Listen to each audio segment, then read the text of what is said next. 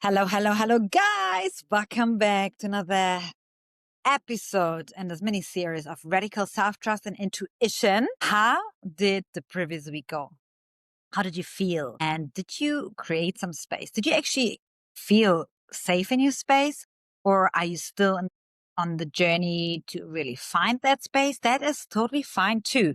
And use these videos in whatever shape or form you like. You may want to practice a little bit longer until you create that space. Or maybe you need less time. So whatever it is, just follow these internal nudges, the practice on the job, basically. Now, today is the whisper versus the noise. And that is the hardest part, guys. And this is a forever unfolding journey because the layers are going deeper and deeper and the nuances are getting more subtle. And the more you learn to understand your own language, how your body speaks through you, or your soul speaks through your body to you, and how you will perceive energy and everything that's happening within you is amazing because it will just advance. It's like a language that you learn and you just advance more and more to another level, learn a new vocabulary, and so on and so forth. Now, what is intuition is the whisper, and the mind is very loud. So an example, you're going along the street and you are on a crossroad. Your intuition will whisper and be like, go left. It's very subtle.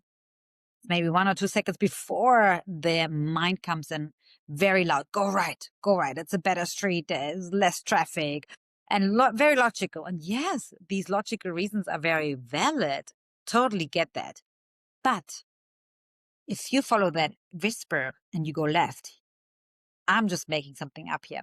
You may see the most amazing, beautiful flower in your life. The smell makes you feel good. And then you start to remember something from your childhood and you get curious and it lights up your joyful energy. And then you bump into a person. They say, oh, wow, you're very cheerful. What's your name? And then this person will introduce you to someone. This person maybe become your soulmate, whatever. Honestly, this is just like, I'm just making something up. But this actually can happen. There are infinite possibilities. Or maybe simply that is the way that has the less traffic. Actually, based on logic and statistics, it would be the other way. But that day, because there was maybe, unfortunately, like an accident that happened that would have blocked the roads. And so you went that way and it was smooth sailing. Another example. But to really learn to listen to that, we have to experience it. Remember to create that space. And then, of course, applying it in those situations is very much harder because you're possibly on the way to work or a meeting or something, and you're in the rush or you have lots going on. And that's why we need to learn and to actually practice it. Practice, practice, practice, practice, like training a muscle so it becomes stronger and stronger and stronger. And then even in the midst of the storm, it becomes your nature, your inner voice, the whispers of your soul. Your intuition becomes your navigation system. That's one thing. And then also when you learn that your body speaks, like your soul speaks through you, through your body, you will have certain symptoms or like signs, so to speak, not symptoms. It could be like a tingling, like, oh, yes, goosebumps. Yes, I need to go this way. Or like maybe your stomach contracts and like, oh, no, it doesn't feel right. Trust that. There's not in the gut, or when you talk to a person, you feel like, oh, there's something off. Or maybe it's just simply a knowing. Oh, there's a knowing. I can't put a finger on it. I can't even explain it. That's it. That's your intuition. You can't explain it. It's not tangible. That's why it's so hard for us to trust it and to actually listen to it and tune in because it's not tangible. Some people hear, some people see. It really depends on what your communication style is or how you receive it. Like naturally, we all have one strong one, and then later on, the more you practice it, you kind of can maybe cross that. Like maybe you develop them all, or just two of them strong. It really doesn't matter. It's a way. It is just your way, and it's your language, your soul language. And the most important part is that you learn to understand it, you speak it, and you live it. That's all that matters. So now, practice this week. Start with little things.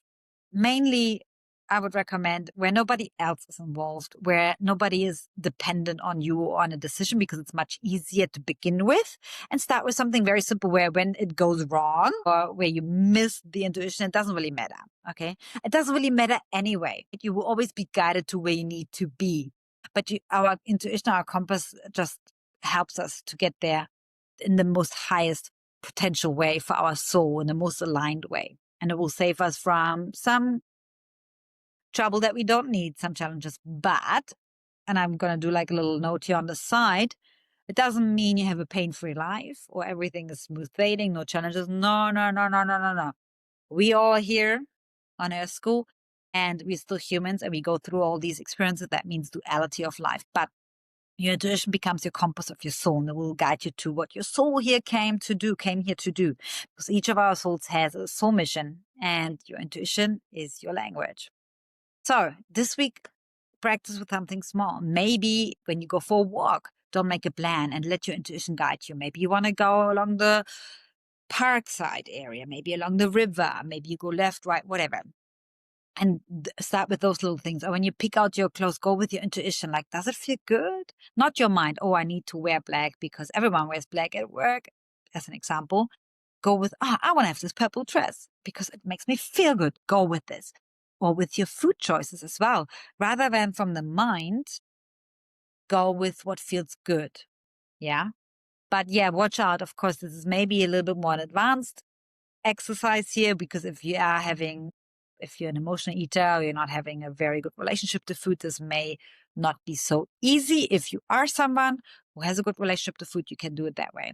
But start with something simple that is not even has not much meaning, or it can't really have it doesn't have a big impact on other people. Yeah, just choose something very simple and practice it. Have fun with it. Be curious. There's no right or wrong. And that is not a test or an exam here. That's for you guys. It's for you to activate that and show you it is all available to you right now, right here. It's within you. And there's no magic tool that you need. We all have access to it. And I'm here to help you to remember. Until next week. Mwah.